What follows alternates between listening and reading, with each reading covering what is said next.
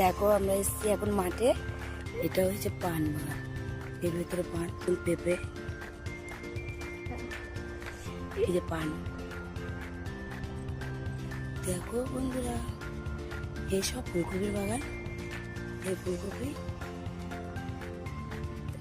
কত বড় ফুলকপি। ভিডিওটা কেমন লাগলো অবশ্যই জানাবে।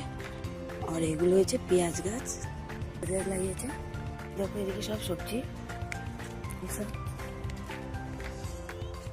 কপি গাছ, এটা ফুলকপি।